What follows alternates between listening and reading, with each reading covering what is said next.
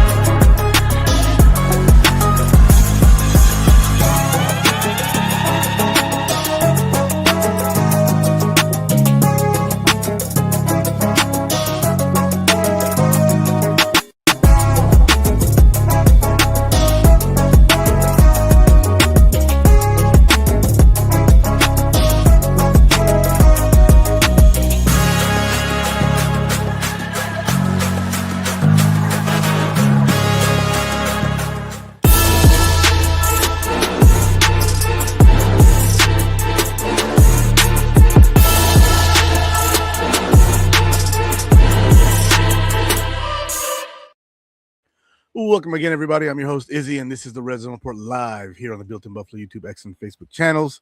And the red and blue, or blue and red, whatever order they put that in, was yesterday at 7 p.m. in the new Highmark Stadium in Orchard Park, New York, across the street on Abbott Road from the previous stadium, which is no longer there.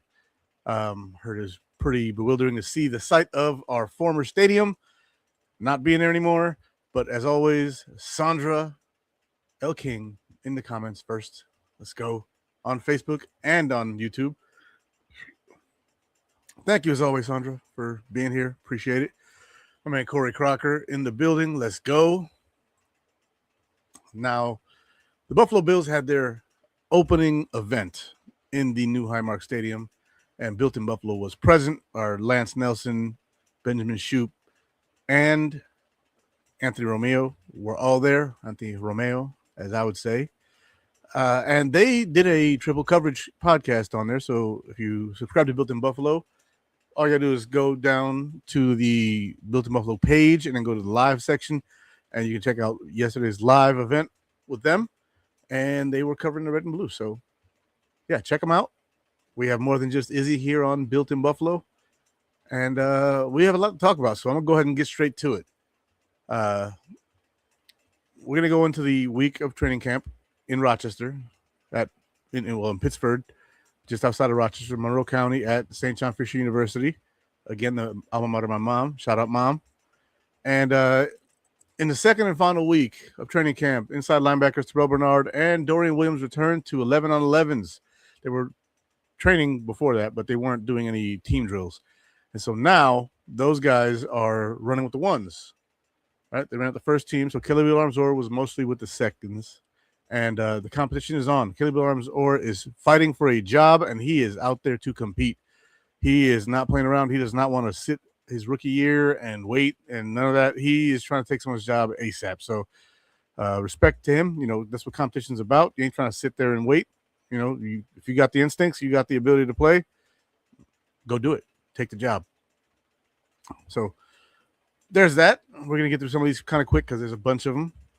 Another thing that was going on was last week on my show, I talked about the battle for wide receiver 6 between Trent Sherfield and Mecole Hardman, which is most likely the case because Tyrell Shavers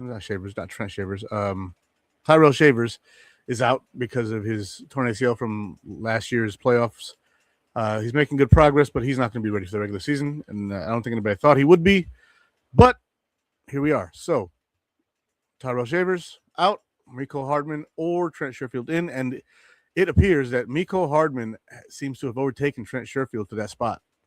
The returning ability seems to be there, and the downfield ability appears to be there. Now, he was seen getting downfield, taking the top off the defense. Now, he was throwing the ball by Josh Allen. This is one play I do know about. And luckily, Maxwell Harrison was able to get there to bat the ball down. But the fact is that it took Max Harrison to hit the burners and head out there to go get that pass. And not allow him to catch it, because if he catches that, that's a touchdown. And so the defense has been doing a heck of a job against Josh. They did a heck of a job yesterday in red and blue, and we'll talk about that in a little bit. But yeah, it's going to be fun. I built the new stadium. Welcome, Mike. If you were part of the building of the new stadium, if that is actually the case, then welcome to the channel. And even if you weren't, still welcome to the channel. But that's really cool if you really did. So that's pretty awesome. But yeah, Trent Sherfield seemed like he was on top for that job. And now it seems like Mecole Hardman, is just not willing to give that up. So we'll see what happens. There's still the rest of camp, but it's not away in Rochester like it usually is. And so there'll be some competitions in practice. We'll see what happens. I'm excited for it, and we'll see what goes on with it. But yeah, pumped up about it. Looking at the next topic, wide receiver Keon Coleman dominated against cornerback Max Hairston. So he went up against Max a bunch of times, and he won every single rep, caught every single pass. Basically, against smaller, faster corners, he's going to be unstoppable. He did have some trouble with the likes of IGB and Benford when he was on him, but there were some passes that he dropped, and there were some clutch spots in practice. Hate to see it, because I think even though some of us have given up on Keon Coleman, I haven't. Even though that's the case, I do believe that Keon Coleman is, fighting for his career on the Bills, and if that's the case, you got to catch those, baby. You got to catch those. If it hits you right in the chest pad, which one of those did, bounced off of him, that's a tip drill. That could be intercepted. And, you're not fast, but he's getting better at his routes. His footwork is apparently very improved. His breaks are apparently very improved. The work with Stevie Johnson appears to have helped. One big problem that we had with Stevie Johnson was drops, like that big drop in the end zone against Pittsburgh in that overtime game. Fitzpatrick hit him perfect dot in the end zone, and he just dropped it. And so now, Keon Coleman, we need you to pick up that slack and do your thing. Even if you don't win the wide receiver 3 spot, even if you're wide receiver 4 or 5, Keon, I'm rooting for you, and I believe some Bills fans are too. But you got to catch those balls. Now, another key point, and this is something that we hadn't seen yet until this past week, and that is that kicker Tyler Bass kicked in front of camp goers for the first time in camp this past week. It was a midweek, and he made 5 of 7 kicks. He missed from 43 and 51, and they were both wide right, but they were close. But the leg looked strong. They were slightly wide right, leg looked strong, and he went 8 for 8 at the blue and red. So do with that information what you will. He had a rough day, and then on the red and blue, he went out there and he showed his butt. So happy to see that, because a lot of people are still saying we need a new kicker. I don't know if that's the case. He went out there yesterday and knocked every single one through, which to me is more important that he does it in the stadium where he's going to be playing his games, not so much, in the practice setting of St. John Fisher. It's not an NFL field. Granted, it's good enough, and it's a grass field, so it's similar enough as well to where he's going to be in Buffalo. But, with the outdoor nature of it, no wind deletion and all that stuff, those factors are going to be added into it. I don't think that that's a good excuse, so I'm not going to use it as such, but it is a factor. And if he does kick that well all season, 8 for 8, that's 100%. Will he? Probably not. He'll probably, put up around 90%, which I think all of us will be happy with, as long as he doesn't mention any of those clutch kicks like he did in that playoff game.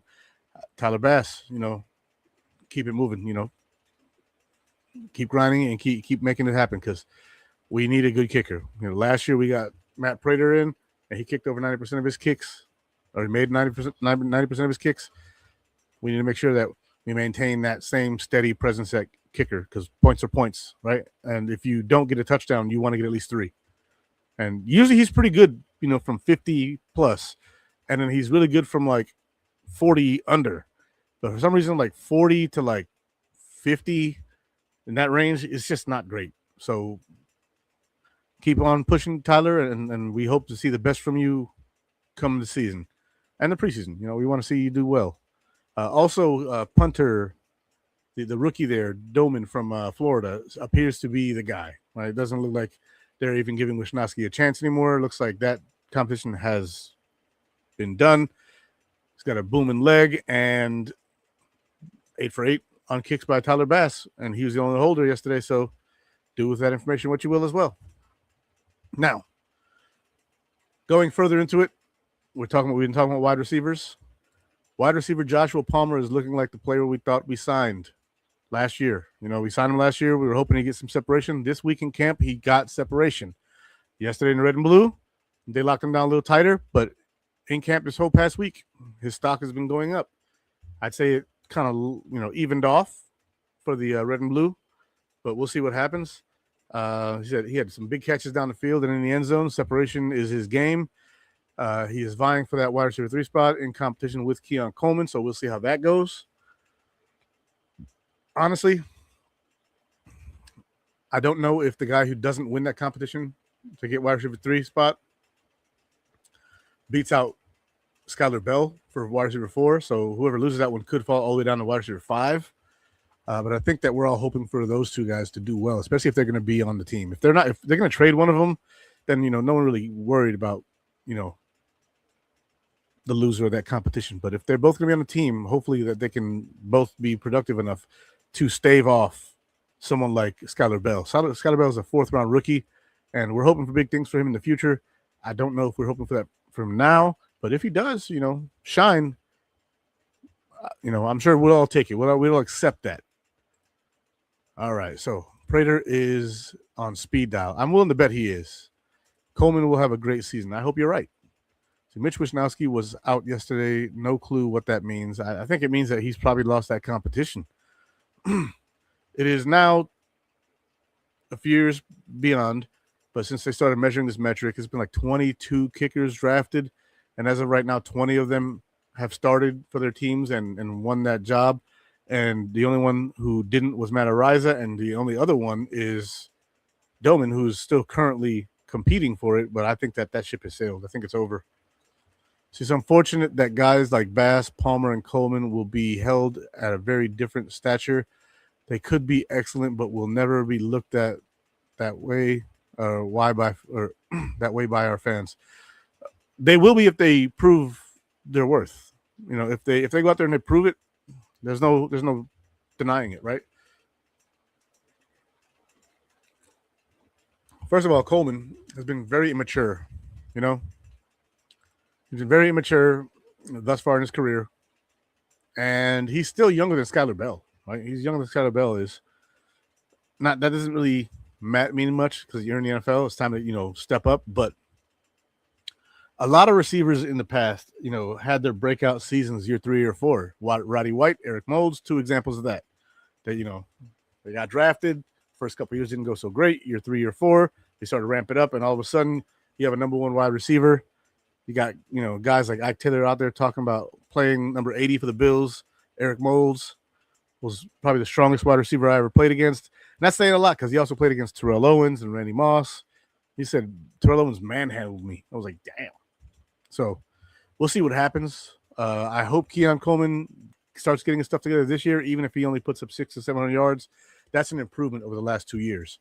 If he puts up, 6, 7 touchdowns, that's an improvement. I'm hoping he does something like that because he's capable of doing it. We just need him to step the heck up and get it done, right? Step up, Keon. Take your job. Like they want you to take it. The Bills, it's obvious that the Bills are investing time, effort, and coaching into Keon Coleman directly. They're getting legendary veterans of this team to help them out, like Stevie Johnson. They're going the extra mile to see if they can't get him right. And if that's the case, then I'm really hoping that Keon Coleman can pull it together because it ain't easy, right? It ain't easy being an NFL wide receiver. You got to go out there and you got to work your butt off and you got to perfect your craft. You got to get your route running down. You got to get your in cutting breaks, your out cutting breaks, your double moves, your posts, your corners, whatever route you're running, you have to get it down. And there will be routes that he runs stronger than others, but he needs to get that down. He needs to get that footwork down, and it looks like he's doing that. But you got to catch the ball. It's just something that really needs to be addressed for Keon Coleman to take that step that we believed he could take when we drafted him. Again, very young, not an excuse in the NFL. You either have it or you don't. But some guys just take more time, and that's the whole point I'm trying to make here. Is that some guys just take some time. See, I hope good things for Keon Coleman too. I mean, you should. He's on the Bills, right? You should be hoping that every single player on the Buffalo Bills roster turns up, and that the Bills have to make difficult decisions in letting people go, right? Because they can't keep everybody ever, right? You can only keep 53 on the active roster. Somebody's going to the practice squad if they're all competing like that. You put somebody in the practice squad, all of a sudden some team is going to poach some guy off the practice squad, and that's just the nature of the beast. But when you have someone like Keon Coleman, he's probably not going to hit your practice squad, and you just need him to grow the hell up. So the owner threw him under the bus. They don't want him. The owner might not have wanted him. The head coach and the general manager are saying otherwise. So we'll see. See, does he need more games like the Ravens game from Keon? Exactly. That Ravens game, week 1, bro. That game was lit. Was lit. Like he catching, tip drills off of 𝐾𝐨 or Dawson Knox, whoever hit that ball in the air. He's making diving catches. He almost scored on a play where he caught a pass over 𝐬𝐫𝐫𝐽, however you say his name, and he got ankle picked. I mean, Keon Coleman can do it. He's got the skills. Put it together, man. So go Bills, indeed. Stevie Johnson stepped on it a bit with his comments about the Bills wide receiver room, but I actually think he's much more right than wrong. I'm not sure. I didn't see what he said about the wide receiver room, but I hope that him being more right than wrong is a good thing. See, happy early birthday, bro. Thank you. My birthday's tomorrow. This commenter here, Marcial Manero 87, is my younger brother, biological, same mom, same dad, and love him very much. He wasn't able to visit me today because my nephew is a little under the weather, so hope to see him next weekend. We can give my little nephew his birthday gifts, and have some fun together.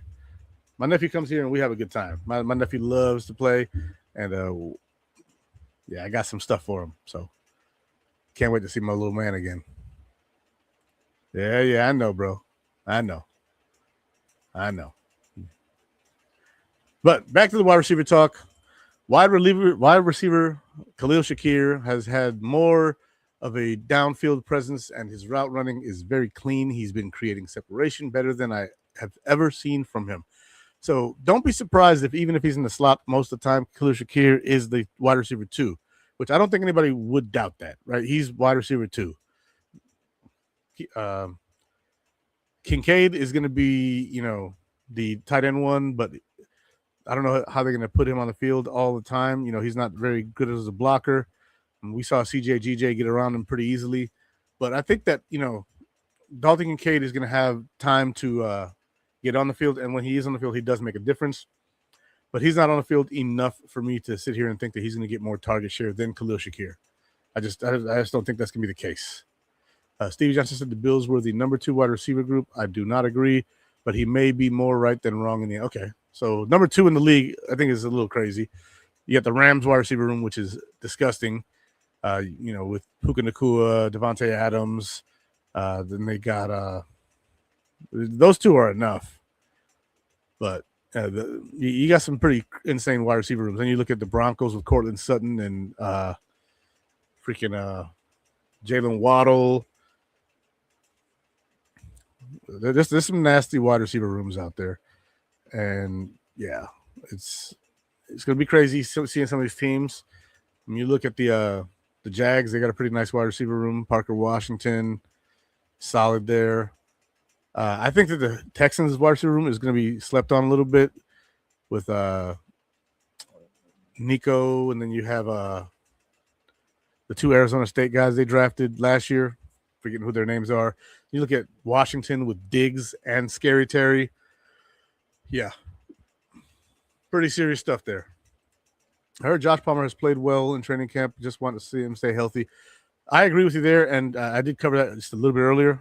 But I'm hoping that he continues the path that he's been on in training camp, because he's been playing well in training camp, and I like that. He's also had a chippiness to him. Him and IGB almost got into it. Well, they kind of did, grab each other's face masks and were. But we'll see what happens. I like Joshua Palmer's personality. I just need him to put together on the field. That's the important thing there. Now, QB Josh Allen and wide receiver DJ Moore continue to show the building of their chemistry. It's like they've been playing together for years. It reminds me of Diggs coming, minus the drama. When I say the coming of Diggs, I mean the instant chemistry that Stephon Diggs and Josh Allen had when Diggs got here was incredible. And while I don't think DJ Moore is quite as good as Diggs was, I also don't know because he's never really played with a receiver or quarterback on Josh's level.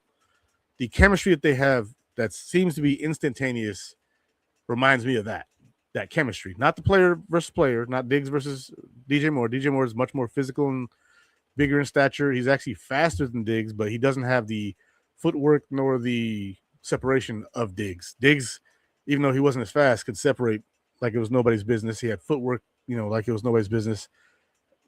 His hands were elite. So are Moore's. Moore does reach for the ball very late in the route stem, so that way corners don't know that he's going for the catch. So that's a very important thing, like he did in that catch that he had with 3 defenders on him. It was Cole Bishop, Max Hairston, and Christian Benford on him, I think it was. And he, snatched that ball out of the air. He snatches the ball last second, which is very difficult skill to develop. So CJGJ said the Texans game is revenge. I like that. That's why we brought him here, for that chippiness, for that attitude. I love that. Give me more CJGJ. I love it. I want somebody to go out there and make CJ Stroud pay for what the Texans defense did to Josh last year. I want to see it. Here we go. Cornerback Christian Benford has been in an iron sharpens iron battle with DJ Moore mostly. The two have been impressive in their battles. So, number 1 corner, number 1 wide receiver. Man-to-man coverage for the most part. This defense is mostly man-to-man coverage. There's been reps that DJ Moore has beaten Benford, and there's been reps where Benford has clearly got the upper hand on DJ Moore. DJ Moore has caught some balls over Benford, and Benford has picked off a couple balls that were intended for DJ Moore. That battle is going to be something that helps develop these two guys for the regular season. You have a top 10 cornerback, in my opinion, in Christian Benford, and you have a top 10 wide receiver, I'm hoping, in DJ Moore. Was he been top 10 in the last couple of years? No. Where's he been in the last couple of years? Chicago, where wide receivers usually go to die. I think that he's going to be pretty good here in Buffalo. Top 10 might be a bit of a stretch, but we'll see. Cornerback Max Hairston has done very well, except against Keon Coleman. And we kind of covered this earlier, where Keon Coleman just basically bodied Max Hairston every time they played. Right? Every route, Keon just boxing him out, going up, getting the ball, manhandling him, getting there. Mad Max has kept stride for stride with most of Bill's wide receivers, but Keon seems to be a useful tool for learning at defending big boy wide receivers. I worded that really weird at the end there. I was typing and didn't proofread, my bad, guys, but it appears that Hairston is going to have kind of a niche role on his defense if he can't learn to cover these big boy receivers, right? The Devontae Adamses of the world, the Puka Nakuas, Keon Coleman's. Look, we playing the Lions week 2, the Isaac Teslas. Like, there's going to be some big boys that he's going to have to play against. They may look to somebody like IGB who can stick to those guys better and then be able to physically body out those guys where Max can't. Max is just not big enough. He's 192 pounds, so we'll see. Better not fall into looking for wide receiver 1 again. Josh is better spreading the ball. He is better spreading the ball, but I think that he's going to find a happy medium between there. The idea is going to be, if you need it, you go to your number 1. But if you can spread it out, your number 1 basically becomes a decoy a lot of the time. And then whenever they stop doing that because they realize Khalil Shakir can beat them, and Palmer can beat him, and Kincaid can beat him, and Cook out the backfield, or Ty Johnson, who suffered an injury yesterday. We'll get to that. When you got guys like that who can catch the ball, it makes it more difficult to double a number one wide receiver. So you probably just have to cheat a safety that way and see how that goes for you. Run, two high safeties. One of them covers, deep center. The other one covers whatever half of the field DJ Moore's on. That's still double covered, but it allows you to break off if you're in a zone look. So we'll see what happens there.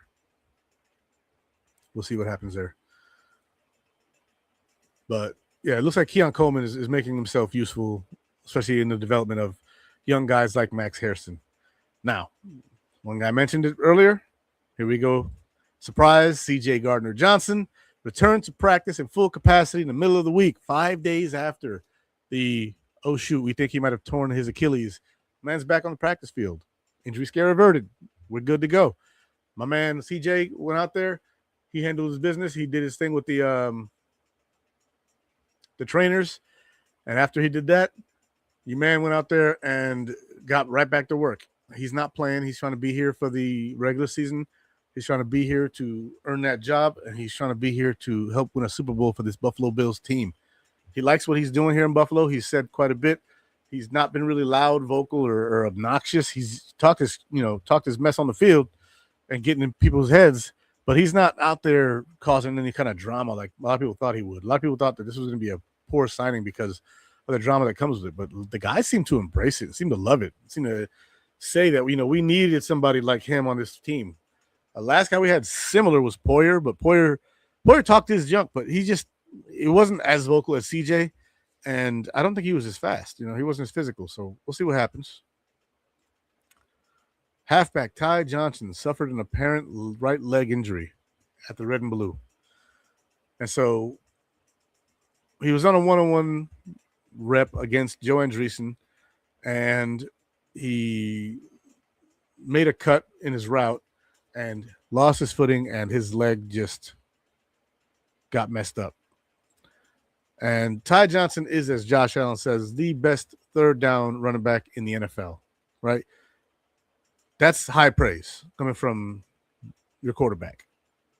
And so when you have your quarterback coming out and saying, this guy right here, best third down back in the NFL, I wouldn't want to have anybody else, and then the team re-signs the guy, 2 years only, but still $2.5 million a year for 2 years for a third down back is a nice little chunk of change. So that being said, missing him is going to hurt. Now, I do like the prospects of Frank Gore Jr. as a receiving back. Is he fast? Not really. Is he strong? Not really. Is he nimble? Not really. He's got really good instincts. Sometimes the physicals matter less until you're running on the field trying to get away from people, which is kind of what we had with Devin Singletary, which is exactly what Frank Gore reminds me of. Devin Singletary. Frank Gore reminds me so much of Devin Singletary that when we drafted him, or we picked him up undrafted from Southern Miss, I was like, Southern Miss, Georgia Southern's Bass, Gore's Southern Miss. When we got him out of Southern Miss undrafted, and I saw him in camp, and I was like, he looks a lot like Devin Singletary, like plays a lot like that. Maybe it's because he knew him, that he was able to figure out, okay, Devin's not super fast, Devin's not super strong, but Devin knows how to run. He's got good instincts, he's got good vision, and he was getting 900 yards a year as a running back with subpar physical athleticism. And so Frank Gore Jr., I think, could give you some of that if Ty Johnson can't, put it on the field. So we'll see what happens. So, yeah, we pay too much attention to training camp. These guys have been matching up for weeks, and in reality, the regular season is all that matters. We get too enamored by training camp results. I agree with that, too. That's a solid point. Like, Josh Allen threw 4 interceptions yesterday at the Red and Blue. Is anybody actually concerned that Josh Allen's going to go out there and throw 4 interceptions regularly in the regular season? No. He had nearly no interceptions in camp, in comparison to the amount of touchdowns he was throwing and in comparison to the completions and the efficiency in which he threw the ball in camp. But yesterday he threw 4 interceptions. One of them was to Cole Bishop on one-on-ones. Cole Bishop guarding Kincaid. But here's the thing. When in college, they said often that Bishop beat Kincaid in one-on-ones. And here they are again, and Kobe's still doing it. So we'll see what happens. CJ said he'll be with the Bills for the next 5 years. If that's the case, I wouldn't be mad at it as long as he's not toxic, which he hasn't been. So I have no reason to worry about him becoming toxic. I don't know what these other teams have had a problem with him. You know, the Texans, I guess, you know, they let him go after 2-3 games. They were 0-3, I think it was. They let him go, and then they went 14-3, or they were 0-2. They won like 13 or 14 games after cutting him. And I get that. But, you know, like, he went to Chicago, and Chicago did excellent. And also, every single team that C.J. Gardner-Johnson's been on has gone at least 9-8. No losing records on a team he's been on. So take that for what it's worth. I don't think it really means anything, but it's a factual statistic. So I'm not, you know, stitious in any way. Not superstitious, not, you know, understitious, nothing. Like whatever kind of stitious you may be, I'm not that. So I don't believe in luck in that regard. Sometimes you get lucky, but getting lucky is more about confidence and right place, right time, and, you know, being able to put yourself in the physical position to where a play is made when it shouldn't be. But to me, I don't believe like luck is like this hyper, you know, supernatural thing. I just don't. CJ said the Texans said he didn't gel with the team. I mean, that's very possible, but I don't know how that's possible with guys like Derek Stingley there, guys like Daniel Hunter, and was it Will McDonald? Like those edge rushers there, like those guys have a nasty streak with Azeez Al-Shire. Like they got some guys who talk. So why he wouldn't fit, I don't know, but that's between him and them. And they were 0-3, so maybe it's the case that they did not mesh. And if he didn't, you know, I hope that their loss is our treasure. I'll say that. Now, another injury that occurred yesterday, the Red and Blue, was center Connor McGovern. And oh my God, this one actually really, really hurts, right? The Ty Johnson one hurts because on third downs, the dude's money. You know, that Denver game a couple years ago where he catches that ball in the end zone, gets his knee down, doesn't knee slide in the back of the end zone, doesn't touch his foot out of bounds to make sure that he maintains possession and scores on that fourth down. Like Ty Johnson hurts. It hurts. But Connor McGovern hurts, right? We just paid this man $13 million a year for the next, 3 or 4 years. And he pulls up looking like he's got a hammy. The hamstring injury looks like it's imminent. Luckily, we still have Cedric Van Perrin Granger, and we have Lloyd Cushenberry on this team who can play center. We also have Austin Corbett, who can also play center. So if he doesn't win that guard spot, he may be the guy who's favored to be the center. In 1 second, guys, I'm getting a phone call from my spouse.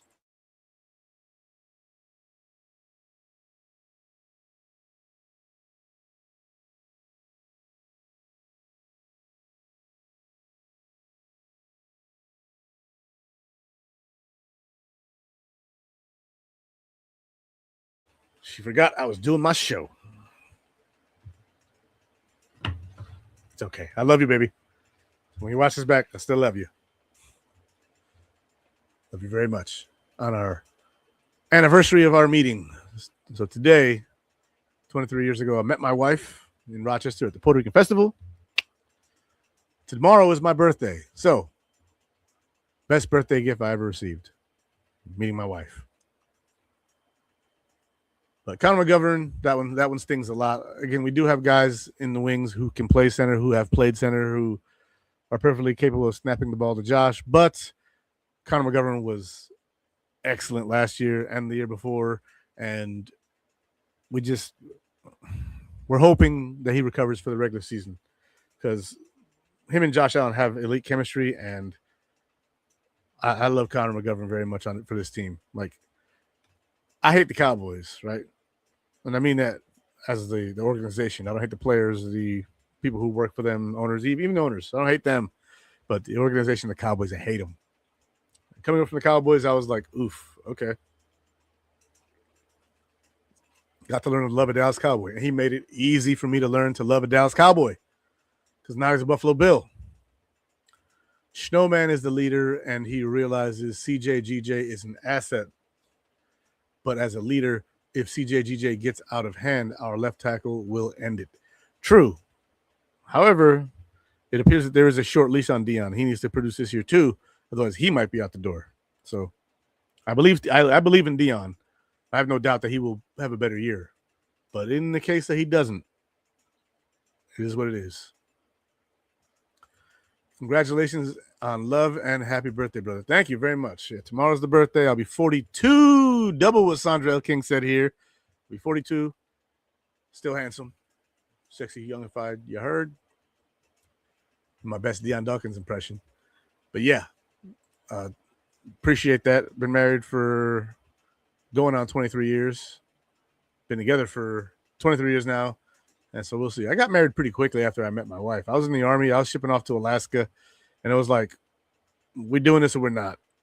And we took the plunge, and we were recommended not to. And it just happened to work out. So I don't recommend that for everybody. I got married like 3 months after I met my wife. Not even 3 months. It was like 2 months and a week.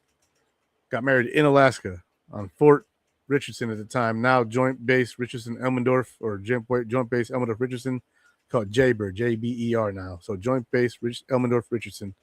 And my first son, was born at Elmendorf Hospital. My daughters, they were born in Rochester at Highland Hospital.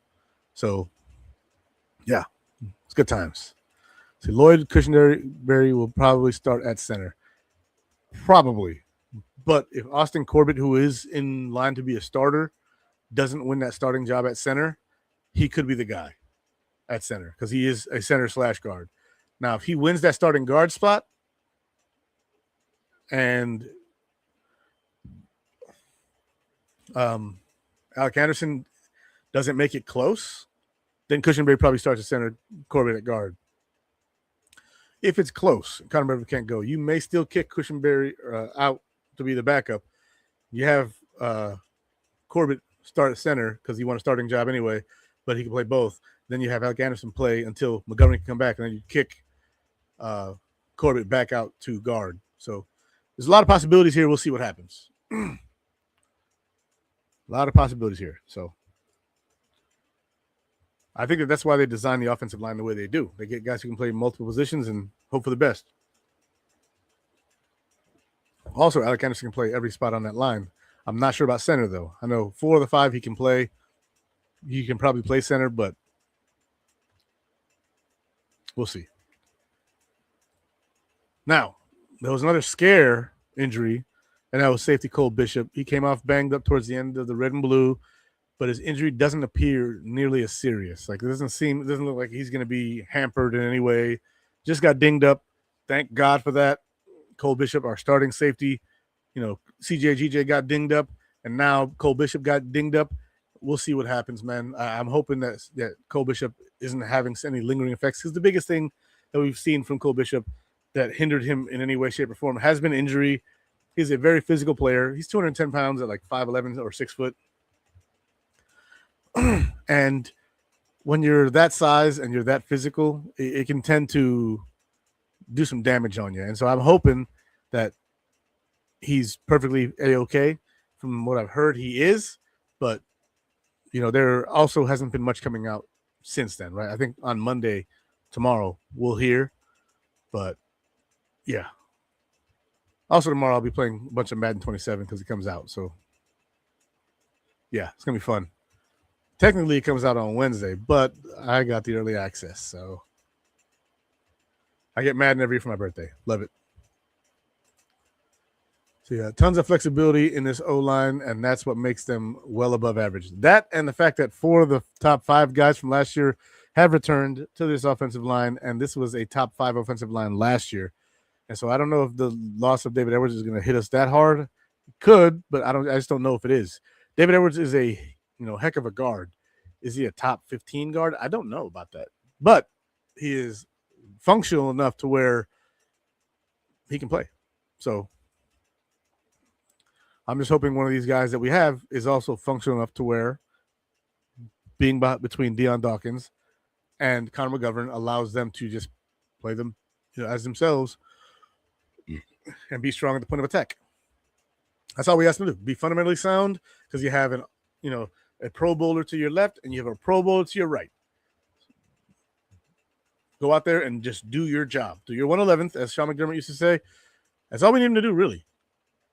You have 4 dudes on that offensive line who are well established. 4 dudes on that offensive line who are paid. Just need one guy to show up and do their job. Go out there and protect Josh.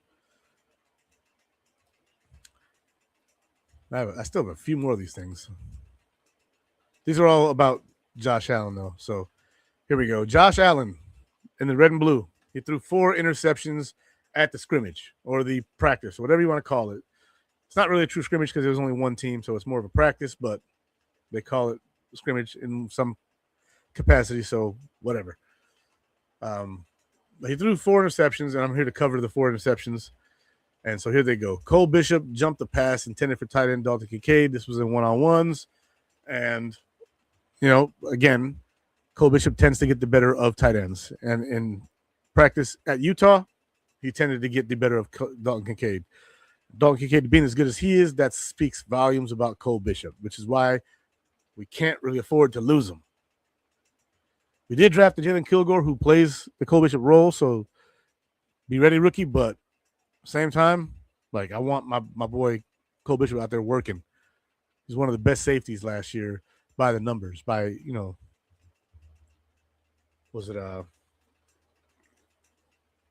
next gen stats. Allowed a 37.7 passer rating when targeted. It's outstanding. So, yeah. Now, Christian Benford then picked off another pass from Josh Allen. Josh Allen got hurried by Deion Walker, who blew up the play. And Deion Walker heading full steam ahead towards Josh Allen. We knew he wasn't going to hit him, but Josh rushed the pass, threugh an interception. Christian Benford catches the ball and call it a day. Christian Benford playing outstanding this camp. Again, I'm not that worried about Josh like that. We know what we have at corner. We know what we have on the defensive line. Deion Walker's a penetrator, and so that's what he did. He penetrated the offensive line, got to Josh, and Josh threw a rush pass. Can't do that, Josh. But, again, this is practice. We're talking about practice. So, I know that people will say, practice makes perfect. I disagree. My old wrestling coach, Coach Cody. Shout out Travis Cody and Matt Cody. If you guys watch my show, if you're here to shout out, they wrestled for the 𝐬𝐮𝐬𝐫𝐞 wrestling team in Rochester, New York. I wrestled for that same team my sophomore, junior, and senior years of high school. Those were the only years I wrestled in school. Was not able to play sports prior to me moving with my uncle, and was too small for football. Played 1 year of that JV. Played in 1 game. Wasn't very good. In that 1 game, I returned kicks and played some safety. Played in the Army as well on flag football teams. Did a lot better there once I started grasping the game for real and maturing enough to really try to understand. Now I love football and I understand the game much better than most people. But there's still a lot of people out there who know it better than I do. So it is what it is. I love the game, and I'm still learning, and I hope to keep learning to the day I die.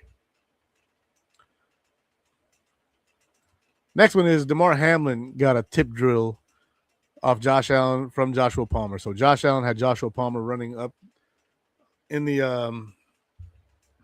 along the hashes, and it looked like he was heading for a corner route. He got jumbled up in a crowd. Josh hits him with the ball. It hits Joshua Palmer, but he tips it up because he's surrounded by guys. And then Damar Hamlin's there to just catch it out the air, which is how most of Damar Hamlin's interceptions in his career have happened. I think he's got 5 interceptions, and 3 of them have happened off of tip drills or whatever, just being in the right place at the right time. Doesn't matter, though. If you're there for the ball, you get ball. That's what really matters. You have to get those interceptions. If the ball's in the air and it hits you as a defender and you're unable to bring it down, what use are you? If you're only good at getting those tip drills and you can't catch them, you're useless. Now, Damar Hamlin's a good tackler, and he's solid in coverage, but if you get him with a really good player, he's going to get cooked. And so him being there and making the play, that's worth something. Is it worth him being on the roster? I think he might make the roster this year. I thought differently from him. You know, I've underestimated him before. I think he might make this roster over Geno Stone. So, again, do with that what you will. See, didn't get alert. Sup, Mafia fam? My man Bobby Hall in the building. My man 𝐬𝐮𝐬𝐫𝐞 in here. What's up, big dog? Glad to see you locking in and on the pod. Yes, sir. We got to do one again sometime soon, man. Hit me up. Let me know. If I'm home on time for you, I'll be there for you. Say, Patriots clear us by a mile. I think you are outside of your mind. What? Okay. That's crazy. Say, what up, bro? I see you and the gang had a blast at the red and blue scrimmage. Yes. Absolutely. I'll be in touch. Hey, holla at me, man. I'm around. I don't check my Facebook super often, but at least once a day. So if you send me a message today, if I don't get to you till tomorrow, it is what it is. So try and be like 2 days before. That's all I ask. But yeah, Mark Hamlin got one off of him after that tip drill, and D. Alford got his. He baited Josh Allen. He was baiting him. He gave Josh Allen a look. Josh Allen looked that way. As soon as he saw Josh's eyes go to where he was supposed to be, but wasn't, Josh launched that rock, and D. Alford was like, that's exactly what I wanted you to do. He jumped that route, caught that ball, and that's what I want out of my nickel corner. It's exactly what I want out of my nickel corner. Playing the quarterback like a fiddle. Josh Allen's an elite quarterback, look, but that doesn't mean that he can't be fooled ever, right? And D. Alford did it last year playing for Atlanta. Like D. Alford's, got something for Josh Allen. And so I'm happy he's on our team now. You can't do something against Josh Allen if you're playing on the same team, except for in practice. How was Keon? At the red and blue, I didn't hear much about Keon. I heard that he bodied out Max Hairston. I didn't hear that he dropped anything or caught anything, so I guess that could be a good thing, but it's not really a great thing if he's not making, superb plays with the defense I heard dominated that red and blue. Josh Allen only had 3 touchdown passes. So 3 touchdown passes, 4 interceptions. Call it what you will.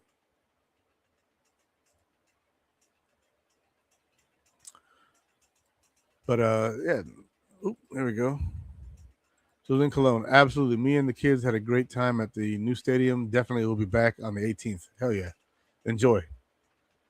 It's a preseason game, right?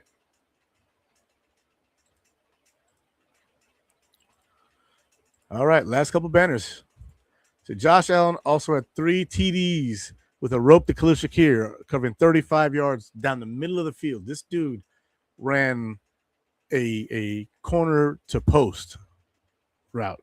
Looked like he was heading towards the sideline a little bit, like maybe on a 15-degree angle towards that corner, and then about 15 to 20 yards down the field, he cuts in towards the end zone, and Josh hits him with a freaking laser beam. Just cooked the safeties. Like, they had no chance. And this is exactly what I want to see out of my dog, Khalil Shakir. Khalil Shakir is one of my favorite players on this team. He catches the ball. He breaks tackles. He shakes you out your shoes. He is fast enough, 4.42 speed. So he's not a burner, but he's also not slow. He's physical. He's 200 pounds roughly. And when he gets the ball in his hands, he's got a low center of gravity. He's got thick legs. He's got a buttocks on him. His arms are short, right? Everybody, especially Joe Marino talks about his short arms, and he sees why they use him in the slot. Look, this dude can play outside the slot. And this touchdown pass that he caught down the middle of the field was from the slot. He doesn't have to be strictly screens and bubbles and, mesh concept route. This dude can get down the freaking field. Now, last year he was wide receiver 1, so if you put him in deep routes, I get it. You don't want to do that because he's your best wide receiver, so you want to make sure he gets the ball. This year we have DJ Moore. This year we have a true number 1 that's somebody that they can double. So now you can run Khalil Shakir on some more intermediate and deep routes. He can get down the field. We've seen him do it before. He can run crossers. He can run slants. He can run stop and goes. He can run, or sluggos, whatever you want to call it. He can run, button hooks. He can run outs, ins, pick a route. 𝐸𝐵𝐿 can run the entire route tree. Is he good at all of them? I'd say he's pretty good at all of them. Is he elite at all of them? No. He's got a couple of them that he's really, really good at, though. Crossing routes, he's really, really good at. Those double moves, it appears that he's really, really good at. And his footwork's been improving since he started working with Eric Moulds. He's just not a true number one wide receiver. But I love the kid. Love the kid. So, 𝐸𝐵𝐿, keep it up. And then 𝐾𝐭 caught a corner route. It wasn't a touchdown. When I Googled it, Google AI said it was 4 touchdowns. It was 3 touchdowns. 𝐾𝐭 caught one that could have been a touchdown. It wasn't a touchdown. And then on the very next play, Dawson Knox caught a touchdown on a crossing route, left side of the end zone. He was covered. He got taken down as he caught the ball, maintained possession, as Dawson Knox tends to do when the catch is hard. He catches the hard ones. He drops the easy ones. Although lately he has not been dropping the easy ones. He's not been targeted as much. So he's caught almost everything he's thrown his way. But Dawson Knox finished that drive off. It is what it is. The players I have on the hot seat, this is Ed Oliver, 𝐾𝐭 Coleman, and Eddie 𝐾𝐭 to have a healthy season. Dude, I think Ed Oliver is going to be a beast this year. Now, is he on the hot seat? If he gets injured again, yeah. If he gets injured again, then you eventually have to cut your losses. And after this year, I believe there's an out in his contract. So there's that. But if he goes out there and has the best season of his career, bruh, I think that might be a little overzealous. But I do see where you're coming from on that, because I think that if he has another injury-riddled season, or if he doesn't produce, 6 or more sacks from the defensive line position, especially now as a 4i/5 tech, I think that, it's going to be, they got to look elsewhere. And I love me some Ed Oliver. Last year, he looked like he was going to do so good, and then he got hurt. That Baltimore game, he was a freaking dog. So good, but then got hurt. Here's what it is, but I hope so. I hope that you're wrong about that. 𝐾𝐭 Coleman, maybe on the hot seat. I would say more likely he is than not. If he has another year like last year where he's being sat down as a healthy scratch for no reason other than his maturity, could be a thing. But I think that he looks like he's handling himself much better. So we'll see what happens. But yeah, and then Jackson Hawes caught one on the left sideline. So apparently he was, running up the sideline on, one of these, like a, what you call it, not a swing route, but might be a swing route. I don't know. But he moved laterally and went up the field, and then got hit with the ball and took it into the end zone. So Jackson Hawes is doing his thing. The 3 tight ends and 𝐸𝐿 Shakir really did damage in the red and blue. Now, if you look at DJ Moore, he had good one-on-ones, but they were trying to lock him down, it seemed, and Christian Benford did a really good job. So Christian Benford had one heck of a game, but I was happy with the results there. That really opened up 𝐸𝐿 Shakir. If you're gonna take away DJ Moore, 𝐸𝐿 Shakir is gonna eat you alive. So I like that. I like that a lot. He reminds me a lot of Wes Welker when he was with the Patriots before the injuries. Reminds me a lot of that. He's like a bigger, stronger, faster Cole Beasley. Beasley was quick, but he just wasn't that fast. But he could shake you out of your shoes, and he was an acrobat. So, yeah. See, Coleman and McDermott had beef. It was obvious. Some of it was on Coleman. Yeah, of course, some of it was on Coleman. If you're late to meetings, then that's on you. And if you know that your coach like Sean McDermott is a hard ass, that's what you're gonna get. You're gonna get sat down. Sean McDermott is a hard ass. A lot of people like he's a control freak. Well, he's the head coach. He's supposed to be a bit of a control freak. He wants things ran his way because in the end, everything is his responsibility, right? That's just the nature of being a head coach. However, it's also on you to trust your staff, which is what I think that most people mean when they say Sean McDermott was a control freak. He didn't trust his staff. You have to trust your staff. You hired him. If you don't trust them, why'd you hire them? Again, though, if they're slipping and you decide, I got to take over because you ain't right, so you're not going to cost me my job, This will cost you yours, and eventually it did cost Sean his job. But to be a head coach, you have to be a bit of a control freak. You have to understand that the entire team, the entire operation is your job, right? Joe Brady, previously Sean McDermott, is the head coach. The defensive coordinator, special teams coordinator, and offensive coordinator all work for him.